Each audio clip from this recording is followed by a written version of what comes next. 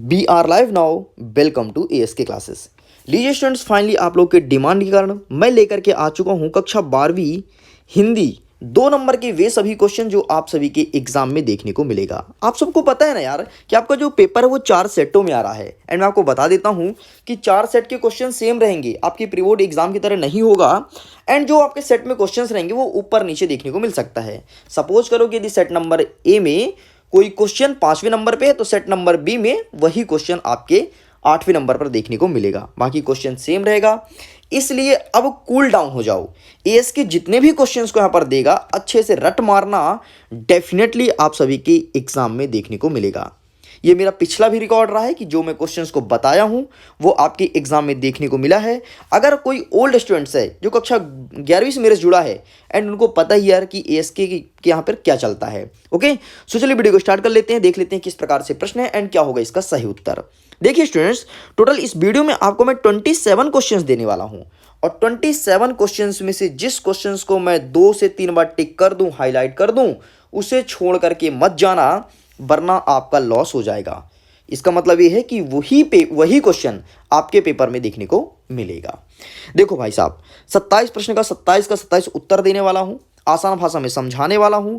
Video में and तक बने रहना, डेफिनेटली बहुत कुछ सीखने को मिलेगा और बहुत मजा आने वाला है। देखो, हमारा पहला नंबर का क्वेश्चन यही कह रहा है कि स्नेह सुरा से क्या आशय होता है। सबसे पहले स्नेह का मतलब होता क्या यार? प्रेम ही तो होता है ना। और सुरा का मतलब होता है मदिरा, जो मदिरा का सेवन करते हैं लोग बाग, जिसे आप ड्रिंक कहते हो आजकल, थोड़ी इंग्लिश के ज़माने में अपने बोलते हैं ड्रिंक कर रहा है, ठीक, उसे बोलते हैं सुरा। तो स्नेह सुरा का मतलब होता है प्रेम का मदिरा। खत्म, बस इतना ही था। स्नेह सुरा से क्या आशय है? तो स्नेह सुरा का मतलब होता है प्रेम का मदिरा, जो कि कवि को उन्मुक्त बनाए रखती है, मतलब कवि को जोड़ी रहती है और कवि उस प्रेम की मदिरा में लगा रहता है और हर क्षण उसे महसूस करता है।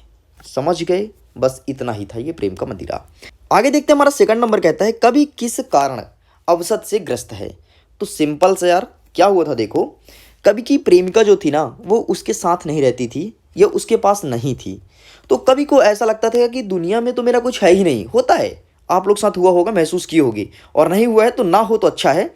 सबसे पहले पढ़ाई कर लो, फिर होते रहेगा, ठीक। तो क्या था कि कवि को ऐसा लगता था यार मेरी प्रेमिका मेरे पास है नहीं तो दुनिया में कोई है ही नहीं। वो हमेशा हताश और निराश रहता था, इसी कारण से कवि अवसाद ग्रस्त था। इतना सरल है, ठीक है। बस आपको इतना लिख करके आना है, लिखित तौर पर दिखा दूंगा एक एक चीज का आंसर। आगे देखते हैं तीसरा नंबर, जो कि बहुत ही महत्वपूर्ण क्वेश्चन है, MP बोर्ड का पसंदीदा क्वेश्चन, पिछले 4 साल से लगातार आपके वार्षिक परीक्षा में 4 बार रिपीट कर चुका है एंड डेफिनेटली इस बार भी आपके एग्जाम में देखने को मिलेगा। इसके अलावा आपको पता है यह आपके त्रैमासिक में पूछा है, अर्धवार्षिक में और प्री बोर्ड में भी यही क्वेश्चन रिपीट किया था। तो देख लेते हैं क्वेश्चन क्या है। ऊषा का जादू क्या है और क्यों टूट रहा है? सबसे पहले ये जानो कि ऊषा का जादू था क्या। देखो यार, अगर आप पहले से रट के बैठे हो ना तो भी सुनना, यदि नहीं रटे हो ना तो अभी ASK यहीं पर रटाने वाला है।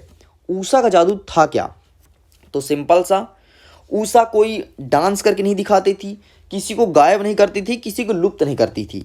तो फिर बोलोगे सर ऊषा जादू कैसे दिखाती थी? तो सिंपल सा ये था कि उसके मन में अनेक रहस्यपूर्ण और विचित्र स्थितियां उत्पन्न होती थी, वही ऊषा का जादू था। जैसे हम बैठे हैं अभी, अब हमारे मन में बड़ी विचित्र विचित्र स्थितियां आ रही है, यार मेरे ना 98% आएंगे ना तो मैं तो हवाई जहाज में उड़ूंगी या फिर उड़ूंगा। तो अनेक विचित्र आ रही ना, यार मेरे 98% आएंगे ना तो मैं तो पापा से अपने कार खरीदवाऊंगी। कुछ अलग तरीके से सोचना, विचित्र तरीके से सोचना, ठीक। तो इस प्रकार से ऊषा का जादू था, वो भी विचित्र प्रकार से सोचा करती थी। जैसे एग्जाम्पल बता देता हूँ, कभी पुती स्लेट, कभी गीला चौका, ठीक है, या फिर कभी शंख के समान आकाश, उसको इस प्रकार से दिखाई देता था। शंख के समान आकाश मतलब आकाश है लेकिन शंख के समान दिख रहा है, सोचो, ये ऊषा का जादू था। अब जादू कैसे टूटा? तो ये सभी दृश्य जादू के समान प्रतीत होते थे। अब यार एक बात बताओ, शंख के समान आकाश कभी हो सकता है क्या? नहीं हो सकता ना। तो ऊषा कोई ऐसे ये सब जो सोचा करती थी वो उसको जादू के समान लगते थे और यह जादू सूर्योदय होने से पहले टूट जाता था। मतलब ऊषा का सपना हुआ करता था, बस। मैं उम्मीद करता हूँ ये भी अच्छे से आसान भाषा में समझ में आया होगा। देखो यार, दिमाग में ना जो रटा रटाया रहेगा ना वो हिट नहीं करेगा। एग्जाम के टाइम पे समझा हुआ मटेरियल ही ध्यान आता है और वही लिख करके आते हैं और वही नंबर दिलाता है। ओके, आगे देखते हैं चौथा नंबर, भक्ति काल की 2 विशेषताएं लिखिए। ये क्वेश्चन बहुत ज़्यादा महत्वपूर्ण है, पिछले कई सालों से लगातार रिपीट कर रहा है एंड डेफिनेटली इस बार भी आएगा। तो आप पहला और दूसरे छोड़ देना, लेकिन चौथे वाले को मत छोड़ना। क्वेश्चन क्या है, भक्ति काल की 2 विशेषताएं। 2 ही बोला है तो हमें 2 ही लिख करके आना है। मैं आपको कई सारी विशेषता बता दूंगा। जैसे जो भक्ति काल की कविता होती थी ना, वो भक्ति भाव की प्राधान्य होती थी। मतलब उसमें भक्ति लगा रहता था। मतलब ऑल टाइम भक्ति वाली कविता लिखना, भक्ति काल के बारे में सोचना, भगवान के बारे में भजन करना, ये होता था। तो पहला पॉइंट आप लिखोगे भक्ति भाव का प्रधान। ठीक है, दूसरा नंबर सुनो, गुरु के महत्व को प्रमुखता। मतलब भक्ति में क्या होता है यार, एक गुरु होता है कोई, वो सिखाता है और गुरु जो बोलता है वही करते हैं। तो दूसरे में आपको लिखना है गुरु के महत्व को प्रमुखता।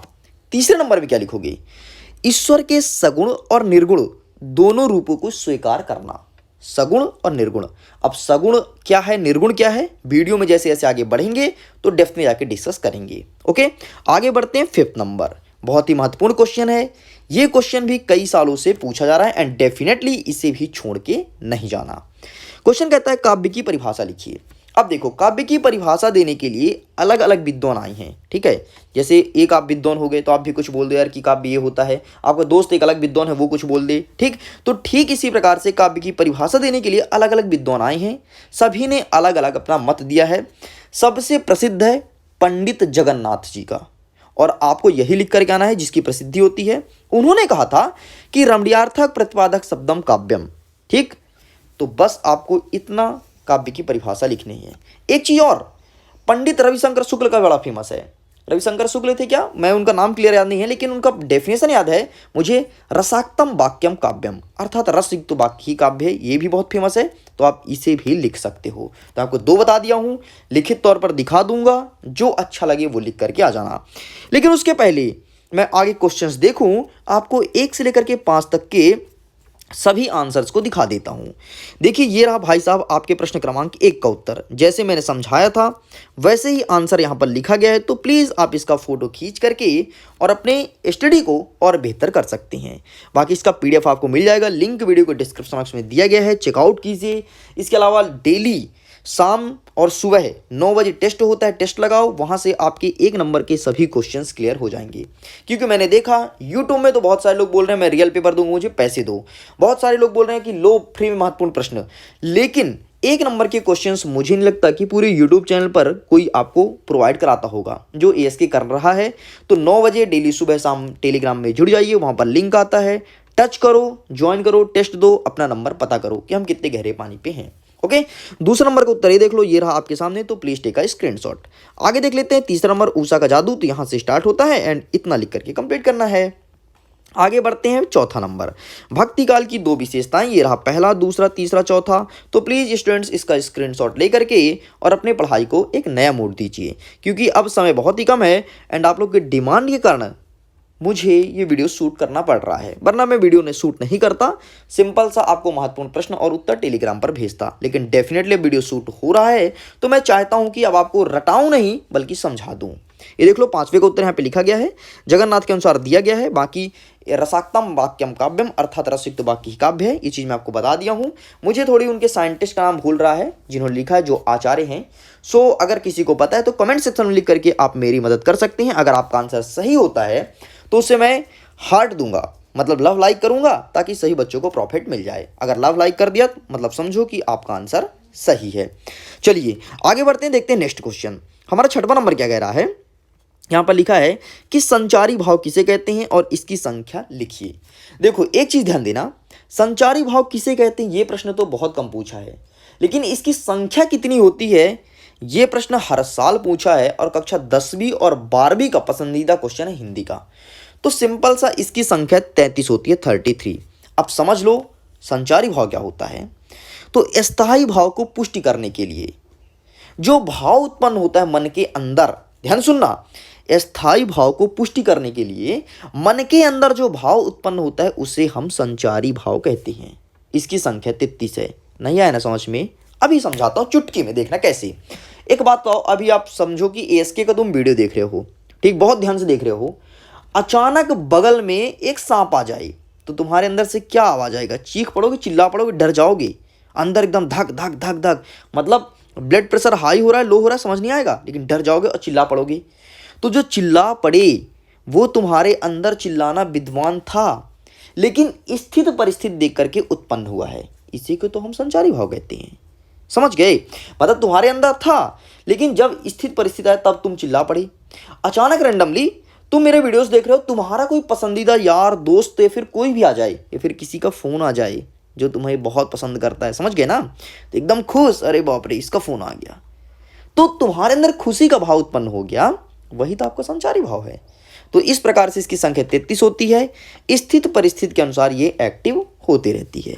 7वां नंबर कहता है रूपक अलंकार की परिभाषा लिखिए। नाम से स्पष्ट है, रूपक मतलब रूप। समझना कैसे?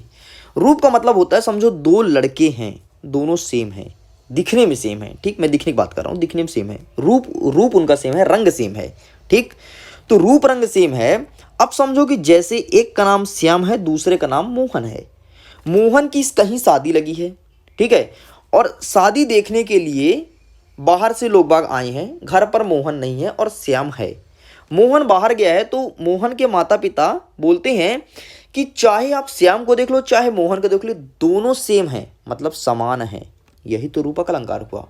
अब मैं आता हूं आपके हिंदी के परिभाषा में या फिर हिंदी के शब्दों में। देखो क्या होता है, जब गुण की समानता के कारण, गुण के, ध्यान रखना, रंग रूप के नहीं बल्कि गुण के समानता के कारण उपमेय को ही उपमान बता दिया जाए, अर्थात उपमेय और उपमान में कोई अंतर दिखाई न दे, उसी को तो रूपक अलंकार कहते हैं। मैं उम्मीद करता हूं आसान भाषा में समझ में आया होगा और आपके दिल और दिमाग तक मेरी बातें पहुंच रही होगी। रूपक मतलब रूप में समान हो, तो किस रूप में? गुण के रूप में। मतलब जब गुण के रूप में समान हो और उपमेय को ही उपमान बता दिया जाए, तो पहले आपको उपमेय लिखना है बेटा, फिर उपमान लिखेंगे कि उपमेय को उपमान बता दिया जाए और उनमें कोई अंतर ना हो, इसे ही तो रूपक अलंकार कहते हैं। एग्जाम्पल समझो, पायो जी मैंने प्रेम रतन धन पायो, मतलब मैं प्रेम रूपी रत्न पा गई हूं, मतलब रत्न हीरा, लेकिन हीरा का तुलना किसी के प्रेम से, तो प्रेम रूपी रत्न पा गई हूं। पायो जी मैंने प्रेम रतन धन पायो, नीरज कहती हैं, ठीक है। देखो मेरे गाना गाते नहीं आता, मैं तो थोड़ी बस मनोरंजन के लिए आपको गा दिया। आगे देखते हैं नेक्स्ट 8वां नंबर, बहुत ही महत्वपूर्ण क्वेश्चन है, एंड रूपक को मत छोड़ना। यहाँ से आपको पता है 3 से लेकर के और अभी 8 नंबर तक के सभी क्वेश्चंस को अच्छे से रटने हैं। रटनी है, मैंने शब्द गलत बोल दिया क्योंकि मैं रटा नहीं रहा हूँ, ठीक है, तो मैं अपने शब्द को वापस लेता हूँ, जो मैं अपने वक्तव्य वाणी से निकाल दिया हूँ उसको रिटर्न कर देना, ठीक है, कमेंट बॉक्स में लिख करके। आगे देखते हैं 8वां नंबर, प्रिंट माध्यम क्या है? प्रिंट का मतलब होता क्या है यार? मुद्रण, छापना कोई चीज़ का। नहीं बोलते यार हम ना सेम टू सेम जैसे एएसके ने मुझे उत्तर दिया वैसे मैं छाप के चला आया है, चली आई, तो प्रिंट कर दी ना बेटा तुम। तो प्रिंट का मतलब होता है मुद्रण। तो सिंपल सा, जब किसी सूचना या संदेह को लिखित माध्यम से एक स्थान से दूसरे स्थान तक पहुंचाया जाता है, उसी को प्रिंट माध्यम कहते हैं। और यह जनसंचार का सबसे पुराना माध्यम है। पहले वो चिट्ठी आता था ना, चिट्ठी आते हैं संदेश से जाते हैं कि तुम कब आओगे, पहले चलता था ना, देखी होगी चिट्ठी, वो एक मूवी था बॉर्डर मूवी, उसमें चिट्ठी आती थी, फिर कैसा कैसा गाना था। देखो गाना मेरे से नहीं बनता, मैंने जोड़ के जैसा भी है गा दिया थोड़ी सी, ठीक। तो प्रिंट माध्यम यही होता है। इसका आंसर लिखित तौर पर मैं दिखा दूंगा, मैं उम्मीद करता हूँ आपके दिमाग में बात क्लिक की होगी। देखो अगर आपको समझ में आ रहा है तो कमेंट्स करके मुझे लिख के बता दो भाई, क्या समझ में आ रहा है? नहीं आ रहा है तो कमेंट सेक्शन में लिखो कि नहीं आ रहा है, इसके अलग तरीके से बताओ और आसान करके समझाओ, एंड डेफिनेटली नेक्स्ट वीडियो आएगा वो भी तबाही मचाएगा। आगे देखते हैं 9वां नंबर, शब्द शक्ति के कितने भेद होते हैं? नाम लिखिए। बहुत ही महत्वपूर्ण क्वेश्चन है, आपके एग्जाम में ये प्रश्न आएगा। तो सिंपल सा, शब्द शक्ति के कितने भेद होते हैं? तो इसका आंसर लिखोगे कि शब्द शक्ति के 3 भेद होते हैं। फिर बोला है नाम लिखो, तो आइए हम नाम लिखते हैं, अभिधा, लक्षणा और व्यंजना। अब बोलोगे सर अभिधा, लक्षणा या व्यंजना, ये तो मैं सुना हूं लेकिन मुझे क्लियर नहीं है, तो थोड़ी क्या मेरी मदद करोगे समझाने के लिए? तो कैसी बातें करते हो, मदद तो करूंगा ही करूंगा। देखो अभिधा क्या होता है, जब जैसे मैंने कोई शब्द बोला उसका सिंपल सा अर्थ निकल जाए, उसे बोलेंगे अभिधा। जैसे मैंने बोला पानी लाओ, तो इसका मतलब क्या होगा? पानी लाओ तो मतलब पानी ही लाओ, है ना, उसे कहेंगे अभिधा। अब लक्षण क्या होता है, तो लक्षण का मतलब होता है कि मैंने तुमको डायरेक्ट कोई चीज़ नहीं बोला, बल्कि लक्षण के आधार पर बोला। जैसे मैं बोला अरे यार ये लड़की तो एकदम गाय है, तो इसका मतलब ये नहीं कि वो गाय है, समझ रहे हो ना, इसका मतलब ये है कि वो गाय के समान है, मतलब बहुत अच्छी है। जैसे गाय बहुत अच्छी होती, बहुत पवित्र होती है, वैसे वो लड़की बहुत पवित्र है। समझ गए ना, इसे बोलेंगे लक्षण, मतलब लक्षण के आधार पर बताना। जैसे मैंने कोई लड़के को बोला वो शेर है, तो शेर है इसका मतलब वो नहीं कि वो जानवर है, वो शेर है जानवर है, इसका मतलब ये है कि वो शेर के जैसे बहादुर है। समझ गए। और यहाँ पर तीसरा पॉइंट आता है व्यंजना। तो व्यंजना का मतलब ये होता है कि ना तो अविधा बताए ना तो लक्षणा, बल्कि बीच का अर्थ दे, उसे कहेंगे व्यंजना। मैं उम्मीद करता हूँ ये भी क्लियर हो गया होगा आपके दिमाग के लिए। चलिए आगे बढ़ते हैं। 10वां नंबर, इंटरनेट पत्रकारिता क्या है, ये आपके एग्जाम में नहीं आएगा। ठीक है, तो आइए प्रश्न क्रमांक 10 तक का उत्तर दिखा देते हैं, फिर आगे के क्वेश्चंस को कवर करते हैं। देखिए स्टूडेंट्स, ये रहा आपके सामने 6वां नंबर। मैंने बहुत कुछ लेक्चर में दिया, तो देख लो उसका आंसर सिर्फ आपको इतना लिख करके आना है। ये रहा 10वां नंबर, यहाँ से देख लो। और ये रहा आपके सामने 7वां नंबर, मैं 10वां बोल दिया। ये रहा आपके सामने 8वां नंबर, और ये रहा 9वां नंबर। देख लो 3 प्रकार के होते हैं, अभिधा लक्षण व्यंजना, मैंने उनको भी डिस्क्राइब कर दिया। कभी कभी क्या होता है, ऐसे पूछ लेगा लक्षण शब्द शक्ति क्या है, तो मैंने समझा दिया, मुझे उम्मीद है आप लिख पाओगे। आपको पता है मैं जो समझा दिया हूँ ना, एक बार किताब उठा करके बस पढ़ लेना, बस पढ़ लेना, देखना तीर तो तुम ही मारोगे, और वो भी चिड़िया की आंख में ही मारोगे। एंड डेफिनेटली टॉपर तो एएस के क्लासेस से ही निकलेगा, निकलेगी, मुझे पता है, इतना तो मुझे भरोसा है आपके ऊपर कि टॉपर तो आप ही निकलोगे। चाहे भले कोई रियल पेपर ही देकर क्यों ना जाए, लेकिन टॉपर आप निकलोगे, मुझे पता है। और मुझे भरोसा भी है ना यार, मैं क्वेश्चन ही वही दूंगा जो आपके एग्जाम में आएंगे, बस वो रियल पेपर के नाम से नहीं रहेगा, मोस्ट इंपॉर्टेंट क्वेश्चंस के नाम से रहेगा, very very very most important questions के नाम से रहेगा। एंड उसे पढ़ करके जाओगे और पेपर फाड़ के आओगे सेंटर में तुम। ठीक है जी, तो 10वां नंबर कंप्लीट हो गया। चलिए आगे बढ़ते हैं, प्रश्न नंबर 11वां देख लेते हैं क्या कह रहा है। 11वां नंबर कहता है यशोधरा बाबू के चरित्र की 2 विशेषता बतानी है। तो यशोधरा बाबू के चरित्र की 2 नहीं बल्कि कई सारी विशेषताएं हैं। मैं यहाँ पर 2-3 विशेषता आपके सामने रखता हूँ, ध्यान से सुनना। पहला तो परंपरावादी व्यक्ति थे यशोधरा बाबू। दूसरी बात पश्चात संस्कृति के विरोधी थे, मतलब जो पुरानी संस्कृति उसके बड़े विरोधी थे। तीसरा धार्मिक थे, आदर्शवादी थे, बाकी वेरियस प्रकार के उनके बारे में लिखना है। तो यहाँ पर मैं 4 बता दिया हूँ भाई, 2 तो लिखना है ना, 2 विशेषता बोला, 2 नंबर का प्रश्न है, ये भी आपका कंप्लीट हो जाएगा। आगे देखते हैं, सपनों के संसार से कवि का क्या आशय है। ये क्वेश्चन आपके एग्जाम में कभी आया नहीं है, लेकिन फिर भी यहाँ पर क्वेश्चन को रखा गया है, तो इसका आंसर मैं बता देता हूँ। कवि कहता है कि संसार अपूर्ण है, संसार को उसकी शुष्कता और निराशा के कारण नापसंद करती हैं। बस इतना सा आपको लिखना है, बाकी इसका आंसर लिखित तौर पर दे दूंगा। नेक्स्ट क्वेश्चन नंबर 13वां बहुत ही महत्वपूर्ण है, छायावाद की 2 विशेषताएं। तो छायावाद की कई सारी विशेषताएं हैं, लेकिन यहाँ पर 2 पूछा गया, तो मैं आपको यहाँ पर आपके सामने 4 बताने वाला हूँ। देखो, सबसे पहले लिखना व्यक्तिवाद। जो छायावाद है वो व्यक्तिवाद की प्रधानता थी उसमें। दूसरा नंबर, छायावाद के लोग बड़े प्रकृति प्रेमी थे, मतलब नेचर, प्रकृति से बहुत प्यार करते थे, इन्वायरमेंट से। तीसरा नंबर, प्रेम सौंदर्य का चित्रण होता था। सिंपल से यार, अगर प्रकृति के बारे में होगा, कोई भी डिस्क्राइब करेगा तो प्रेम सौंदर्य का तो वर्णन होगा ना। और चौथा नंबर, रहस्यवादिता। बस इतना लिख करके कंप्लीट करना है। आगे देखते हैं 14वां नंबर, वीर रस की परिभाषा लिखिए। बहुत ही इंपॉर्टेंट क्वेश्चन है। देखो, कोई भी रस पूछिए आपसे, कोई भी रस पूछे, इसका आप परिभाषा कैसे लिखेंगे अभी मैं बता देता हूं। ठीक है, तो इसको मैं छोड़ता हूं, जब मैं इसका आंसर दिखाऊंगा ना तो वहीं पर समझाऊंगा कि आपके एग्जाम में कोई भी रस पूछे परिभाषा आसानी से लिख पाओगे। आगे 15वां नंबर, किसी 2 महाकाव्य और खंडकाव्य का नाम पूछा है। तो महाकाव्य में आप लिख देना रामचरितमानस, जिसके रचयिता तुलसीदास जी थे। दूसरा नंबर, साकेत, जिसके रचयिता मैथिली शरण गुप्त थे। यदि मैं खंडकाव्य की बात करूं तो खंडकाव्य में सबसे पहले लिख देना पार्वती मंगल, जिसके रचनाकार तुलसीदास जी थे, और एक पंचवटी था जिसके मैथिली शरण गुप्त थे। ओके, आगे बढ़ते हैं, देखते हैं प्रश्न क्रमांक 11 से लेकर 15 तक का सही उत्तर क्या हो जाएगा।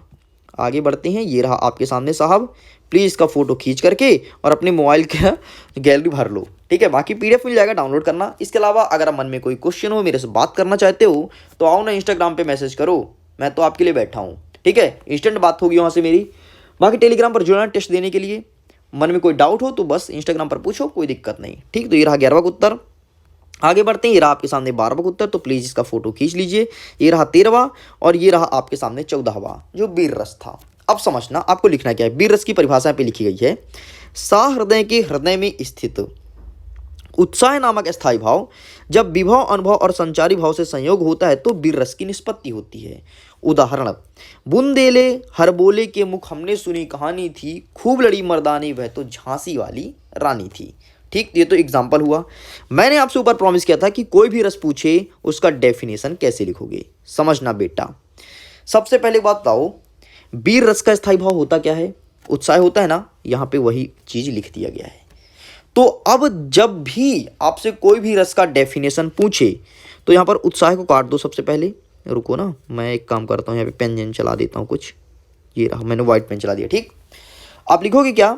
सहृदय के हृदय में स्थित डैश डैश डैश नामक स्थायी भाव जब विभव अनुभव संचारी भाव संयोग होता है तो डैश डैश डैश रस की निष्पत्ति होती है। ये पूरा लिख लोगे। तो आपको छोड़ना क्या चीज़ है? केवल ये उत्साह का यहाँ पे छोड़ देना और यहाँ पे छोड़ देना वीर।